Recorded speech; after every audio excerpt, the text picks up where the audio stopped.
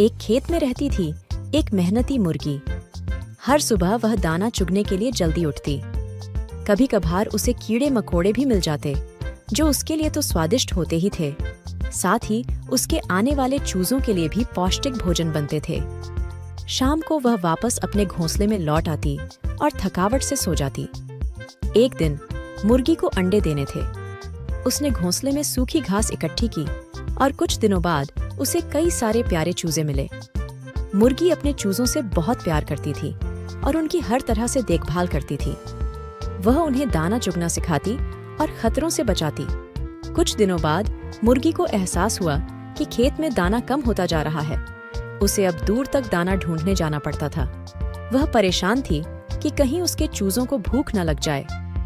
एक दिन दाना ढूंढते समय मुर्गी की मुलाकात एक बूढ़े कौवे से हुई। कौवे ने मुर्गी की परेशानी पूछी और फिर मुस्कुराते हुए कहा, तुम्हें हर रोज दूर तक दाना ढूंढने की जरूरत नहीं है। अपने ही खेत में थोड़ी मेहनत करो। मुर्गी को कौवे की बात समझ नहीं आई। उसने पूछा, लेकिन खेत में तो सिर्फ सूखी घास है, दाना कहाँ से लाऊं?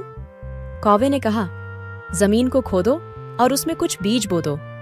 थोड़े दिनों में वे अंकुरित होकर पौधे बन जाएंगे और उन पौधों पर स्वादिष्ट दाने लग जाएंगे।